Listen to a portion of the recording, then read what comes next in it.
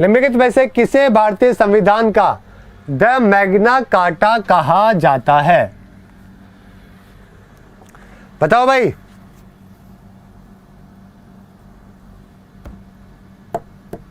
Thank you everyone, thank you. काफी सारे बच्चे हैं जो कांग्रेचुलेशन कर रहे हैं, थैंक यू। चलिए जल्दी से स्टार्ट करिए, जवाब दीजिए दोस्तों। मैग्ना कार्टा किसको कहते हैं? जवाब यहाँ पे बिल्कुल सही है दोस्तों। हमारे जो फंडामेंटल राइट्स यानी कि जो मौलिक अधिकार है, इसे हम इसको क्या बोलते हैं? Magna carta. हम इसको संविधान का कहते हैं। किसी भी चीज की जो शुरुआत होती है, ठीक है, जो कि जिससे कुछ नया चीजें आती है किसी भी देश के अंदर, ओके, तो हम उसको क्या बोलते हैं? Magna carta. तो आपका यहाँ पे क्या होगा? मौलिक अधिकार सही आंसर होगा। भारतीय संविधान के किस अनुच्छेद में अल्पसंख्यकों को शिक्षा संस्थानों की स्थापना और प्रशासन का अधिकार दिया गया है? बताओ भाई, अल्पसंख्यक को लेकर आर्टिकल कौन सा था? जल्दी से बताओ।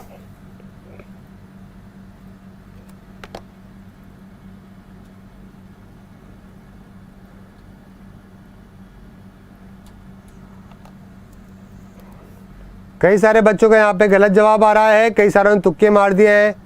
अरे भाई, तुक्के वुक्के मारने के काम मत करो यार। मैंने आपको बताया था कि भाई 14 से 18 तो समानता को लेकर है, 19 से 22 स्वतंत्रता को लेकर है, 23-24 एक्सप्लॉयटेशन को लेकर है, 25 से 28 हमारे धर्म को लेकर है, 29 और 30 हमारे किसको लेकर है? कल्चर और एजुकेशनल राइट जो होते हैं उसको लेकर है, जो कि अल्पसंख्यक के होते हैं। तो आपका यहाँ पे आंसर क्या हो जाएगा? 29 और 30 में से एक ही होगा ना। तो 30वें के अंदर ये मेंशन किया हुआ है। समझ गए मेरी बात? तो 30वां आपका बिल्कुल सही आंसर होगा, जो कि आपको ध्यान रखना है, ठीक है। और 29वां कौन सा था? जल्दी से बताओ, 29वां कौन सा था? देखो 29 के अंदर तो क्या बोला गया था कि हम क्या करेंगे? रक्षा करेंगे हमारे अल्पसंख्यकों के जो इंटरेस्ट होता है उसको, जैसे कि उनकी लैंग्वेज है, स्क्रिप्ट है, कोई कल्चर है, ठीक है, उसको हम क्या करेंगे? प्रोटेक्शन देंगे। 30वें में बात करी गई थी कि हम माइनॉरिटी के जो एजुकेशनल इंस्टीट्यूशन है, समझ गए, जो शिक्षा संस्थान है और उनके स्थापना प्रशासन का अधिकार है, उसकी रक्षा करेंगे। तो ये बात आपको ध्यान रखनी है। अगला सवाल है, कौन सा अनुच्छेद, ठीक है, अस्पष्टता उन्मूलन से संबंधित है? अनटचेबिलिटी से लेकर कौन सा आर्टिकल है दोस्तों? जल्दी से बताओ, जल्दी जल्दी आंसर करो, बहुत सारे क्वेश्चन है।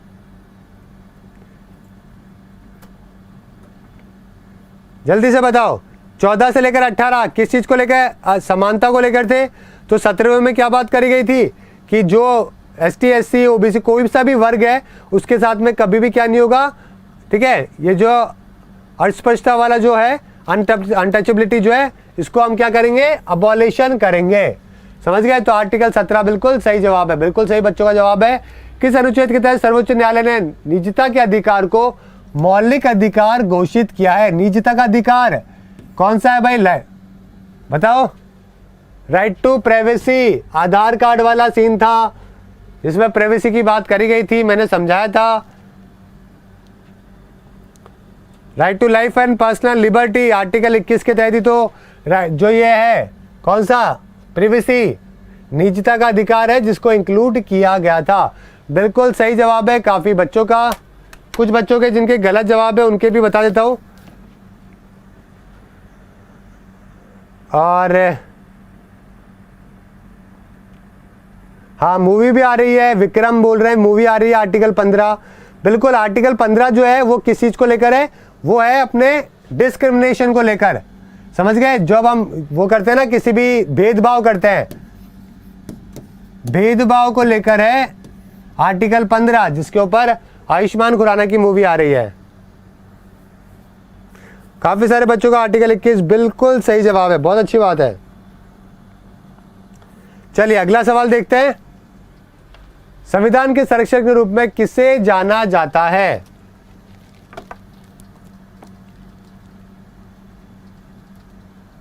कौन है भाई गार्जियन ऑफ द कॉन्स्टिट्यूशन?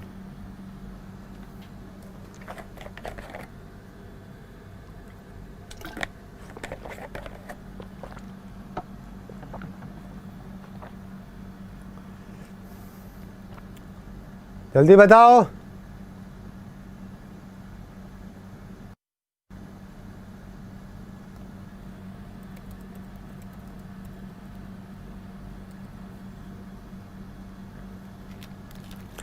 चलिए देखते हैं यहाँ पे आंसर क्या होगा। सुप्रीम कोर्ट बिल्कुल सही जवाब है। और कभी भी कोई भी बात ऐसी होती है तो सुप्रीम कोर्ट ही तो करता है। कई बार पहले भी बता चुका हूं मैं आपको दोस्तों इसके बारे में, ठीक है। तो ये बात आपको यहाँ पे ध्यान रखनी है, पेपर पॉइंट ऑफ व्यू से काफी इंपॉर्टेंट है। चलिए अगला देखते हैं, किस अनुच्छेद के तहत सर्वोच्च न्यायालय मौलिक अधिकारों के प्रवर्तन के लिए रिट जारी करता है। बताओ भाई, यहाँ पे देखो सुप्रीम कोर्ट की बात करी गई है और रिट की बात करी गई है। हाई कोर्ट की रिट की बात नहीं कर रहा हूं, कंफ्यूज होके गलत मत कर देना, ठीक है।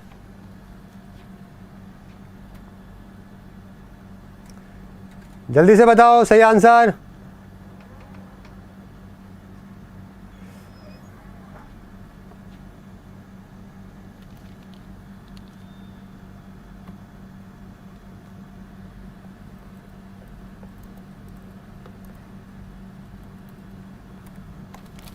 बिल्कुल सही है, आर्टिकल 32 बिल्कुल सही जवाब है दोस्तों। मैंने बताया था कि जब भी हाई कोर्ट की बात हो, अगर एक रिट पिटीशन हाई कोर्ट में दायर होती है तो आर्टिकल कौन सा 226 है काम में लिया जाता है, ठीक है। और सुप्रीम कोर्ट के अंदर जब हम रिट जारी करते हैं तो आर्टिकल 32 जो है वो काम में लिया जाता है। समझ गए मेरी बात? तो ये बातें ध्यान रखिएगा, ठीक है। 5 तरीके के रिट के बारे में हम पहले भी बात कर चुके हैं। जिन बच्चों को नहीं पता है वो सारे बच्चे क्या करिएगा, पहले के पॉलिटी के वीडियोस देखिएगा ताकि आपको सब्जेक्ट जो है क्लियर हो सके। अगला सवाल, कौन सा अनुच्छेद गिरफ्तारी और हिरासत से सुरक्षा प्रदान करता है? काफी सारे बच्चों के यार यहाँ पे मैंने एक बात नोटिस करी है कि 95% अबव बच्चों के जो है ना आंसर बिल्कुल सही आ रहे हैं। यानी कि आप लोग प्रैक्टिस करके आए हो। मेरे को काफी खुशी है इस बात की कि जो सबसे ज्यादा महत्वपूर्ण होते हैं फंडामेंटल राइट्स, जो कि आपके जीवन और एग्जाम दोनों में महत्वपूर्ण है, तो यहाँ पे काफी बच्चों के आंसर सही है, आपको पता है, ये बहुत अच्छी बात है। समझ गए? चलिए बताइए आंसर क्या होगा इसका। अरेस्ट को और डिटेंशन को लेकर कौन से आर्टिकल के अंदर लिखा हुआ है? देखो आर्टिकल 22 क्या बोलता है, प्रोटेक्शन को लेकर बोलता है ना कि अरेस्ट और डिटेंशन सर्टेन केसेस के अंदर जब तक आप किसी भी पर्सन को जो है, ठीक है, ऐसे अरेस्ट नहीं कर सकते हो जब तक आप उसको अरेस्ट वारंट नहीं दिखाओगे, ठीक है। और 24 घंटे के अंदर आपको जज के सामने भी पेश करना पड़ेगा। तो ये सब बातें किसके अंदर है? आर्टिकल 22 के अंदर है। तो गिरफ्तारी और हिरासत से सुरक्षा प्रदान कौन करता है? अनुच्छेद 22। गिरफ्तारी से भी हो गया क्योंकि आपको अरेस्ट वारंट दिखाना पड़ेगा। अरेस्ट वारंट कब आएगा? जब आप पहले एविडेंस दिखाओगे। हिरासत की बात कब होगी? 24 घंटे के अंदर अंदर से ज्यादा आप हिरासत में नहीं रह सकते हो। तो ये अनुच्छेद 22 में बात करी गई है। बिल्कुल सही जवाब है आप लोगों का। संविधान के किस अनुच्छेद को इसकी आत्मा और हृदय भी कहा जाता है? बताओ भाई, हार्ट एंड सोल।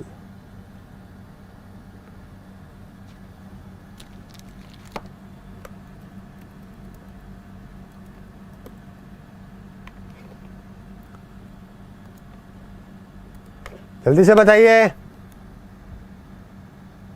कई बार दोस्तों ये वाला जो क्वेश्चन है ना वो थोड़ा सा घुमा के भी पूछते हैं, समझ गए। Actually B.R. अम्बेडकर जी ने जो है ना आर्टिकल 32 को क्या बोला था? हार्ट एंड सोल भी कहा था। लेकिन कई बार सिर्फ इतना सा आता है कि बताइए सोल ऑफ द कॉन्स्टिट्यूशन किसको कहता है? Soul of the constitution. सिर्फ और सिर्फ आत्मा के बारे में बात करते हैं, हृदय के बारे में बात नहीं करते। तो सिर्फ अगर आत्मा के बारे में बात हो तो आपका आंसर जो है वो प्रिम्बल भी हो सकता है। जो प्रस्तावना है वो भी आपका आंसर हो सकता है। लेकिन जब बात करी जाए पूरी तरीके से हृदय और आत्मा की, तब आर्टिकल 32 आपका यहाँ पे बिल्कुल सही जवाब होगा। कई सारे एग्जाम के अंदर तो ऑप्शन भी गलत दिए हुए होते हैं, ठीक है। जब आर्टिकल के बारे में बात नहीं होगी ना तब आर्टिकल लिखा हुआ भी नहीं होंगे। आपके प्रिम्बल होगा, फंडामेंटल राइट, डायरेक्टिव प्रिंसिपल, है ना, ये सब लिखे हुए होंगे। तो कई सारी जगह पे तो जो है गलत भी देते हैं। तो आपको पहले ऑप्शन देखना है कि आर्टिकल 32 है कि नहीं है। नहीं है तो सेकंड आंसर आप प्रिम्बल भी कर सकते हो अगर 32 नहीं लिखा हुआ तो। समझ गए मेरी बात? ये बहुत सारे एग्जाम के अंदर मैंने देखा है। इनफैक्ट एसएससी पे भी कई सालों पहले इस तरीके का सवाल है जो कि आया था। चलिए आगे बात करते हैं। अगला सवाल है, अनुच्छेद 19 के तहत कितने अधिकारों की गारंटी दी गई है? अनुच्छेद 19 क्या है भाई? 19 क्या है? जल्दी से बताओ।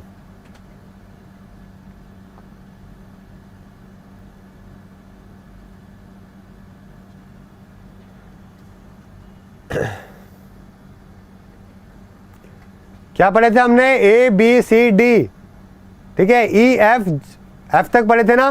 तो कितने हो गए? ABCDEF 6 हो गए ना। तो बिल्कुल सही जवाब है। कुछ बच्चों ने तुक्के मारे 6। भाई ऐसा था ना, ABCDE और F था। ए के अंदर क्या था? मीडिया को जो है, प्रेस को जो है पावर मिल रही थी। क्या था? बोलने का अधिकार, freedom of speech and expression. आप जो है अपनी भावनाओं को दिखा सकते हो। दूसरा क्या था? कि आप कहीं पर भी खड़े हो सकते हो विथआउट हथियार, हथियारों के बिना आप कहीं पर इकट्ठे हो सकते हो, धरना वरना दे सकते हो, कोई दिक्कत नहीं है। तीसरे वाले में क्या था? कि आप यूनियन बना सकते हो, एसोसिएशन बना सकते हो, संघ बना सकते हो। भाई होता है ना, मजदूर संघ होता है, बहुत सारे संघ होते हैं। चौथा वाला क्या था? कि आप पूरे देश में कहीं पर भी घूम सकते हो फ्रीली। और उसके बाद अगला वाला क्या था? किसी भी हमारे देश के पार्ट में आप सेटल हो सकते हो, जम्मू कश्मीर के अलावा। और एफ का क्या था? कि आपको अधिकार है कि आप कोई सा भी प्रोफेशन चुन सकते हो। तो कितने हो गए थे टोटल? 6 है, 2 की टोटल हो गए थे। समझ गए मेरी बात? आपका रिवीजन हो गया पूरा का पूरा आर्टिकल 19 का।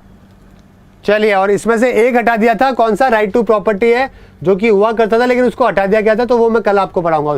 अगला सवाल है आपका, निम्नलिखित में से कौन से रिट का अर्थ है हम आज्ञा देते हैं? बताइए, हम आज्ञा देते हैं, ये कौन से रिट के अंदर बताया गया है?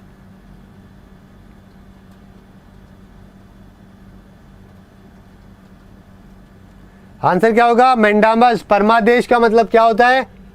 कि हम आज्ञा देते हैं। समझ गए? ये बात आपको यहाँ पे ध्यान रखनी है। 5 रिट जो है मैं पढ़ा चुका हूं। अगला सवाल है, भारतीय संविधान के किस भाग में मौलिक अधिकार प्रदान करे गए हैं? मौलिक अधिकारों की बात करें तो मैंने आपको पहला पढ़ाया था। जो भाग 1 था वो यूनियन एंड टेरिटरी के बारे में था। 2 था सिटीजनशिप के बारे में। तीसरा था फंडामेंटल राइट्स। और चौथा किसको लेकर है? ठीक है, डायरेक्टिव प्रिंसिपल, यानी कि हमारे जो उपदेश है, नीति निर्देश के जो उपदेश है उसके बारे में। तो आंसर क्या हो जाएगा? भाग 3 आपका यहाँ पे बिल्कुल सही आंसर हो जाएगा। अगला सवाल है, संविधान के किस निम्नलिखित में से किस अनुच्छेद में मानव दुर्व्यवहार को निषेध किया गया है? कि भाई आप किसी भी इंसान को बेचना, खरीदना, ये सब काम नहीं कर सकते हो। किसमें बात करी गई थी इसके बारे में? मैंने क्या बताया था? 23 से लेकर 25 तक कि किसके बारे में बात करी गई है? एक्सप्लॉयटेशन की बात करी गई है। तो 23वां क्या बोलता है? कि आप किसी को भी बेच नहीं सकते हो, ट्रैफिकिंग नहीं कर सकते हो। प्रोस्टिट्यूशन वाला जो चीज़ है वो इसी के अंदर आता है। 24 में क्या था? कि किसी बच्चे को फैक्ट्री में काम नहीं करा सकते जो कि 14 साल से कम का हो। और 25वें के अंदर आपको बोला गया था, फिर वो रिलीजियस वाली आ गई थी, है ना, रिलीजियस वाली चीज़ आ गई थी। तो 23 और 24 आपके एक्सप्लॉयटेशन को लेकर है। और 25 से लेकर 28 फिर आपके रिलीजियस वाले आए गए थे। समझ गए? और 29 और 30 किसको लेकर थे? अल्पसंख्यक को लेकर थे। तो आपका आंसर क्या हो जाएगा यहाँ पे? 23 आपका बिल्कुल सही जवाब हो जाएगा। अगला सवाल है, भारतीय संविधान में निम्नलिखित संशोधनों में से किसके द्वारा संपत्ति के अधिकार को मौलिक अधिकार से विधिक अधिकार बना दिया गया है? यानी कि फंडामेंटल राइट जो है वो अब नहीं रहा है संपत्ति का अधिकार, अब एक तरीके से वो लीगल राइट है, यानी कि विधिक अधिकार है। आपको संविधान के द्वारा फंडामेंटल राइट नहीं है, अब वो लीगल अधिकार है।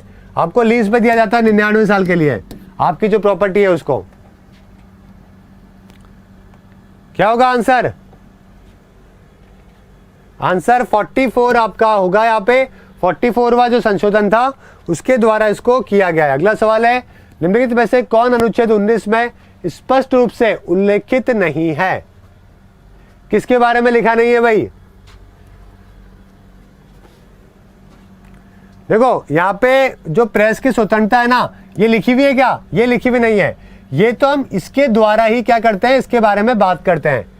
ठीक है, अभिव्यक्ति की जो और भाषा की जो स्वतंत्रता है ना, वो प्रेस को है यहीं से ही। प्रेस को क्या, हमको भी है, सबको है, लेकिन ये लिखा हुआ नहीं है। तो डी आपका सही आंसर होगा।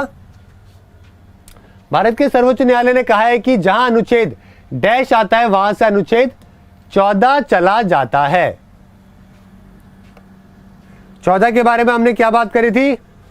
आर्टिकल 14 क्या बोलता है भाई? जहां पे सबको क्या मिलेगी? बराबर प्रोटेक्शन है जो कि मिलेगी। लॉ क्या करेगा? Equality before law. ठीक है, लॉ के सामने सभी लोग समान हैं। लेकिन जहां पे हम बात करते हैं 31A के बारे में, ठीक है, जब हम बात करते हैं 31A के बारे में, तब चीजें थोड़ी सी बदल जाती है। ओके, तो उसके अंदर क्या होता है कि जब 31A आता है, एक्वाजिशन ऑफ ई स्टेट, उसमें क्या करी गई है? प्रॉपर्टी के बारे में एक्वाजिशन की बात करी गई है। तो यहाँ पे 31A जब आता है तब 14A जो है चला जाता है। ठीक है, समझ गए मेरी बात? चलिए, तो ये बात ध्यान रखिए, दोनों प्रॉपर्टी से रिलेटेड है। अगली बात करते हैं, भारतीय संविधान का अनुच्छेद 25 से 28 किससे संबंधित है? थोड़ी देर पहले ही मैंने आपको बताया है 25 से 28 किसको लेकर है? लेबर को लेकर थी ना, रिलीजन को लेकर थी ना, रिलीजन। तो धर्म की स्वतंत्रता 25 से 28, 29 और 30 किसको लेकर थी? अल्पसंख्यक को। और 23 और 24 किसको लेकर थी? मैंने आपको बताया ट्रैफिकिंग को लेकर, एक्सप्लॉयटेशन को लेकर। और फिर क्या हो गया? ठीक है, 19 से लेकर जो 21 है वो आपके स्वतंत्रता का अधिकार हो गया, और समानता का अधिकार क्या हो गया? 14 से 18 हो गया। ये हो गई समानता वाला।